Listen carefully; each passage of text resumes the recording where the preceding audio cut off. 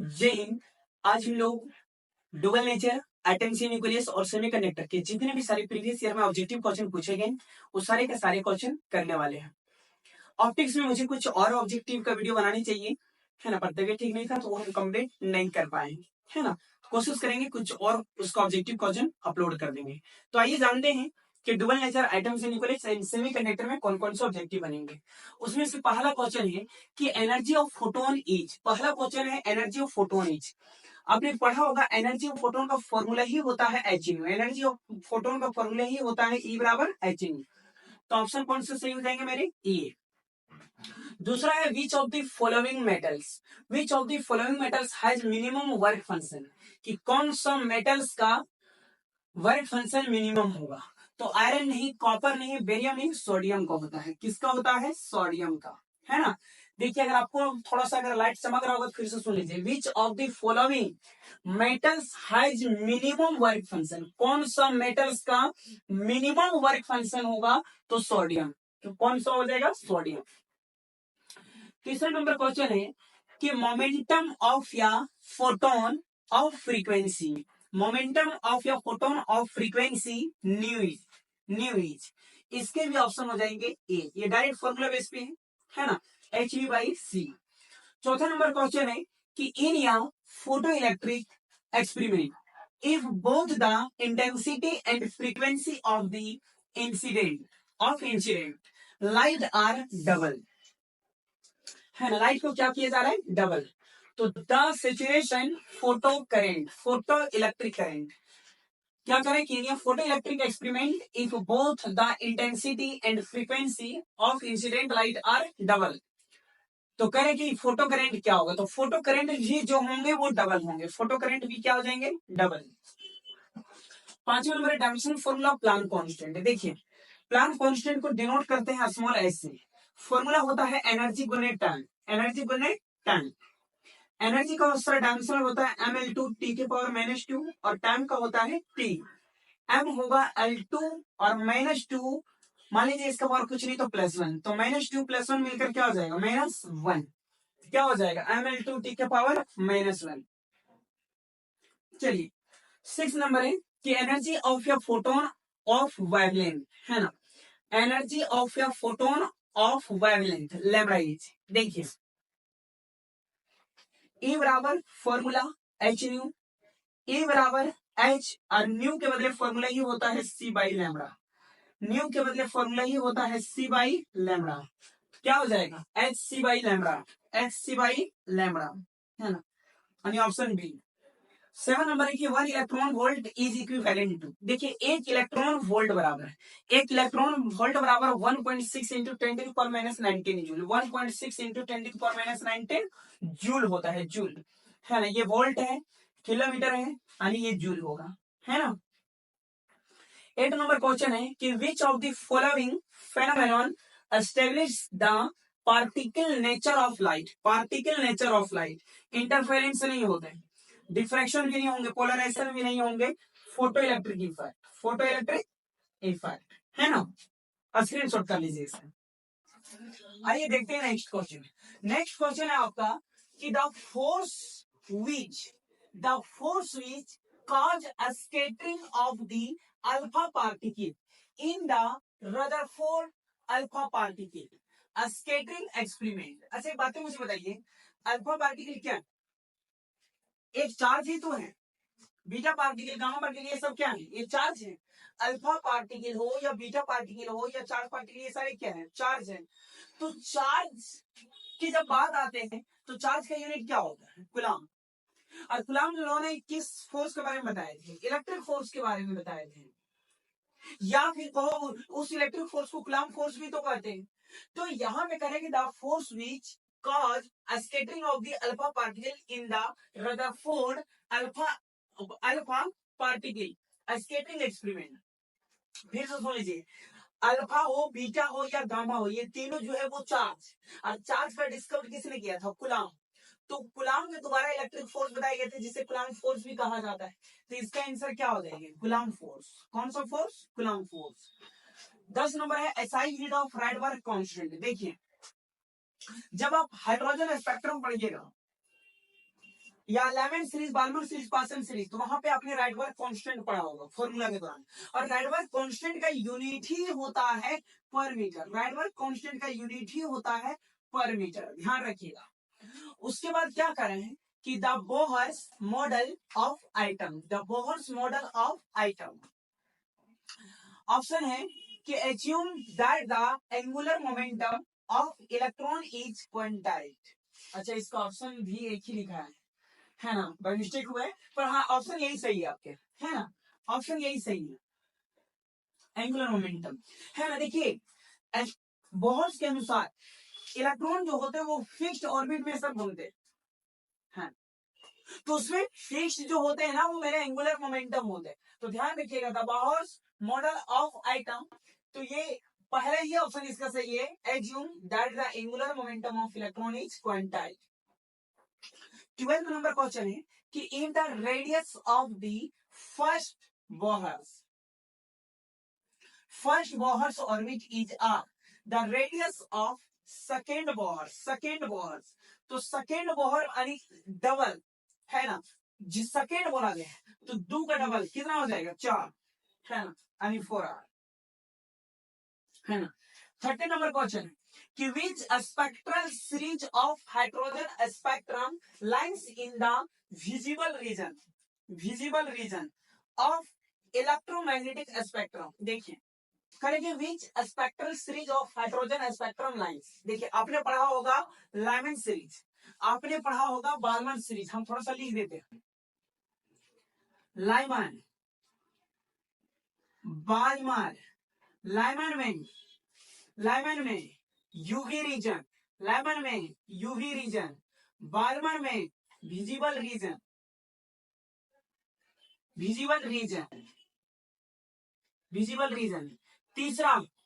तीसरा क्या था, पिंक फंड या फिर पासन।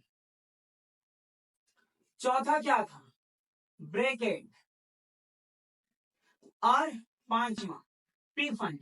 देखिए एक चीज ध्यान रखिएगा, Lyman series UV region, Balmer series visible region, बाकी का 3 जो होता है ये तीनों जो होता है वो इंफ्रारेड रीजन होता है, इंफ्रारेड रीजन। क्या बातें आपको समझ में आ रहे हैं, कोई प्रॉब्लम नहीं ना हो रहा है क्या, ठीक है। तो ध्यान रखिएगा, तो यहाँ पे क्या बोला गया आपका spectral line in the visible region, तो विजिबल का कोई क्या हो जाएगा बालमर, विजिबल का बालमर, है ना, ऑप्शन क्या सही हो जाएंगे ए, ठीक है। ध्यान रखिएगा लाइमन अल्ट्रावायलेट रीजन, बालमर आपके विजिबल रीजन, और पासन हो, पीफंड हो या ब्रैकेट हो, ये तीनों जो होते हैं वो इंफ्रारेड रीजन होते हैं, है ना। स्क्रीनशॉट कर लीजिए।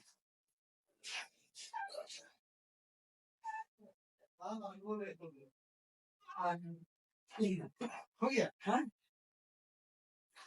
बनके ना चलो काम करेंगे।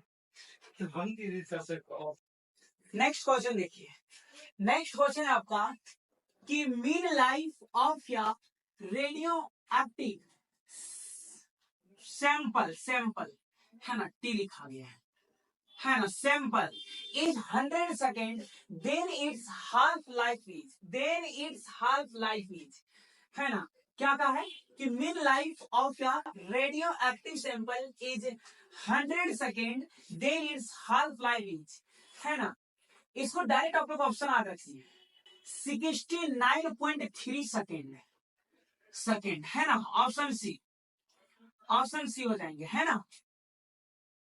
15 नंबर क्वेश्चन देखिए, इन R88, है ना, 88 226 न्यूक्लियस, देयर आर करे कि तब क्या 138 प्रोटॉन्स होंगे या 88 न्यूट्रॉन्स होंगे, तो जब R यानी 226 और 88 हो, नहीं 138 न्यूट्रॉन और प्रोटॉन हो जाएंगे 88, यानी ऑप्शन बी, है ना, ऑप्शन बी हो जाएंगे। 60 नंबर क्वेश्चन है कि व्हेन नाइट्रोजन जब इतना हो, nuclei are bombard by neutrons and the resultant nuclei are carbon, the emitted particle will be, proton नहीं होता है ना ही न्यूट्रॉन होगा, ड्यूटेरियन, है ड्यूटेरियम होना चाहिए, है ना, देख लीजिएगा। देखिए ऑप्शन सी, है ना। 17 नंबर क्वेश्चन देखिए, 17 नंबर क्वेश्चन है कि the nuclear radius is of the order. देखिए न्यूक्लियर फोर्स जब लगते हैं तो न्यूक्लियर फोर्स जो लगते हैं वो किस में लगते हैं, प्रोटॉन और न्यूट्रॉन में। तो न्यूक्लियर फोर्स जो होते हैं वो एक स्ट्रॉन्गेस्ट फोर्स होते हैं, और न्यूक्लियर फोर्स इतना स्ट्रॉन्ग होते हैं कि उसका वेवलेंथ बहुत कम से कम होते हैं, बहुत कम से कम होते हैं। तो इसका जो वेवलेंथ जो हो जाएंगे वो हो जाएंगे सी, है ना, 10 के पावर माइनस 15 मीटर, 10 के power minus 15 metre. Sir 70 number आपके क्वेश्चन चमक रहे होंगे, लाइट थोड़ा सा रिफ्लेक्ट कर रहा होगा, है ना। हम थोड़ा सा बाहर में हैं इसलिए हम वीडियो को क्लियर नहीं कर पा रहे हैं, बट कोशिश कीजिए अगर लाइट चमक रहे हैं तो थोड़ा सा मैनेज कीजिए। 70 नंबर फिर पढ़ देते कि the nuclear radius is of the order, है ना, कि न्यूक्लियस का जो रेडियस होगा, न्यूक्लियर फोर्स का जो रेडियस होगा वो होता है 10 के power minus 15 metre.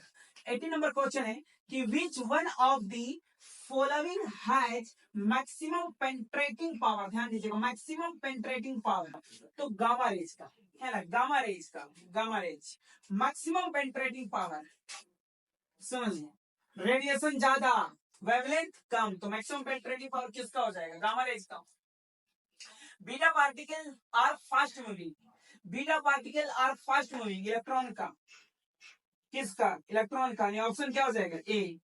One atomic mass unit is equivalent, one atomic mass is equivalent to, है ना, 1.66 into 10 to power minus 27 KG, है ना। ऑप्शन हो जाएंगे B, 1.66 into 10 to power minus 27 KG. ध्यान रखिएगा। 21 क्वेश्चन नंबर इंपोर्टेंट है, N type semiconductor is form when doped items. देखिए समझिएगा, देखिए ये है सेमीकंडक्टर, सेमीकंडक्टर में ये वाला टाइप पी होते हैं, ये वाला एन होते हैं। पी की तरफ इलेक्ट्रॉन क्या होते हैं, होल, और एन की तरफ क्या होते हैं, फ्री। तो एन का मतलब पेंटावैलेंट, पेंटावैलेंट, है ना, और पी का मतलब ट्राइवैलेंट। ध्यान दीजिएगा, ट्राइवैलेंट जरूरी नहीं है, जरूरी नहीं है कि जो आपके प्रीवियस ईयर पूछे गए वही क्वेश्चन आपका रिपीटेड हो, जरूरी भी नहीं है। ध्यान रखिएगा, क्वेश्चन में आपका एन टाइप, तो एन टाइप में क्या हो जाएगा, pentavalent. N type semiconductor, N type semiconductor is formed when dopants atom क्या हो जाएंगे, पेंटावैलेंट। तो दिक्कत, चलिए स्क्रीनशॉट कर लीजिए इसका। हाँ सब घूम रहा है, प्रॉपर करेंगे इसको। देखिए नेक्स्ट क्वेश्चन, नेक्स्ट क्वेश्चन है कि zener diode function in, zener diode function in. देखिए जेनर डायोड और जेनर डायोड वोल्टेज रेगुलेटर, तो जेनर डायोड और जेनर डायोड वोल्टेज रेगुलेटर ये आपके लिए इंपॉर्टेंट है। और जेनर डायोड जो है ये रिवर बेस पे काम करता है, किस पे काम करता है, रिवर वाइज। आपने पढ़ा होगा एक forward wise, forward wise, forward wise में क्या होता है कि जब पीएन जंक्शन डायोड को, जब पीएन जंक्शन डायोड को बैटरी से कनेक्ट कर दीजिएगा तो कहलाता है फॉरवर्ड बायस। जैसे देखिए जब पी टर्मिनल पॉजिटिव हो और एन टर्मिनल नेगेटिव हो, पी टर्मिनल पॉजिटिव हो और एन टर्मिनल क्या हो, नेगेटिव हो, इसे कहते हैं फॉरवर्ड बायस। लेकिन इसी चीज को तो उल्टा कर दीजिएगा, इसको उल्टा कर दीजिएगा, अब पी को नेगेटिव और एन को क्या कर दीजिए, पॉजिटिव, तो ये कहलाता है रिवर बायस। तो जेनर डायोड जो वो रिवर बायस पे काम करता है ना।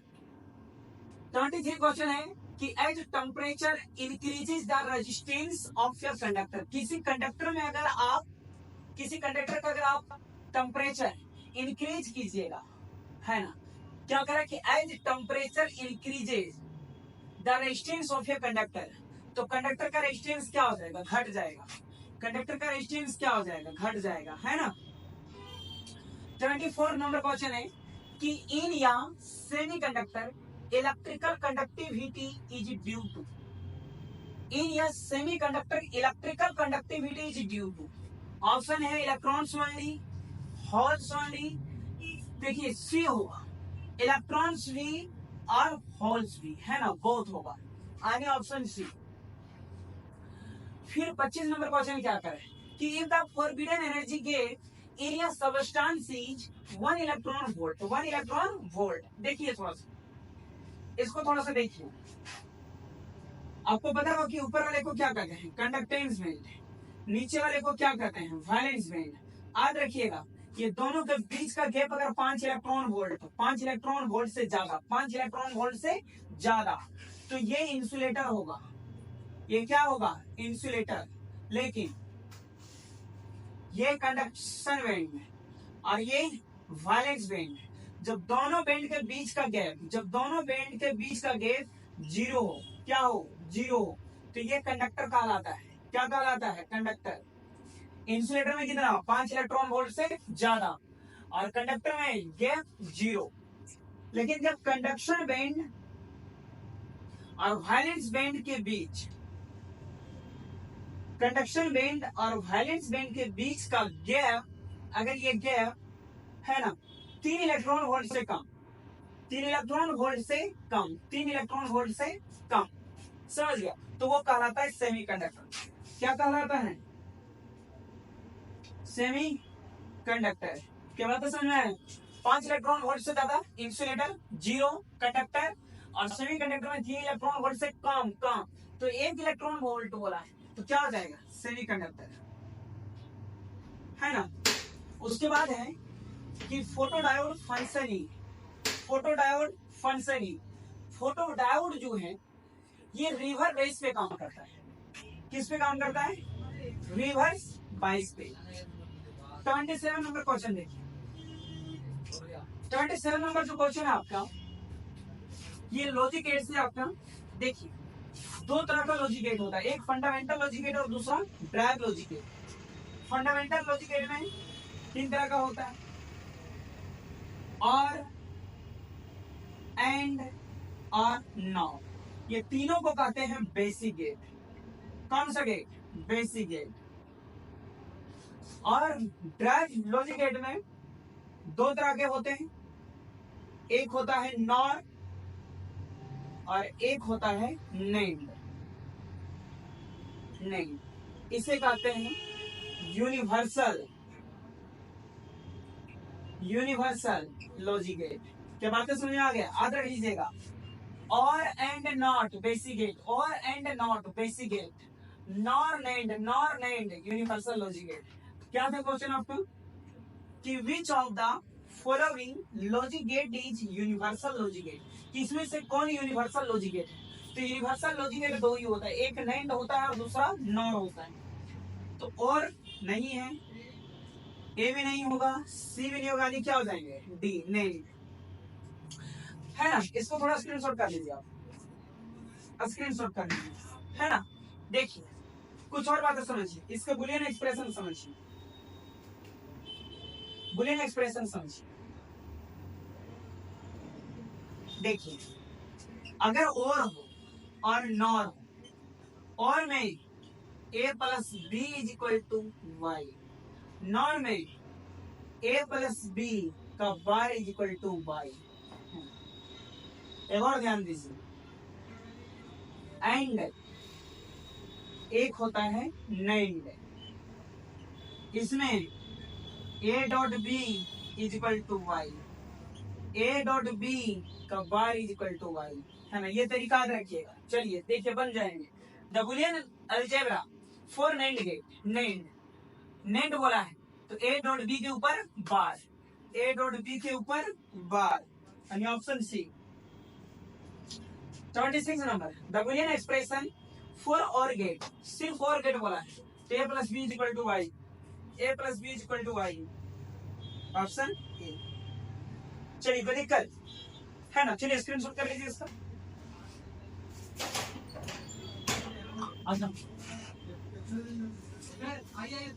आ रहा है इसको सब आ रहा है, कर दे रहा है अपना लग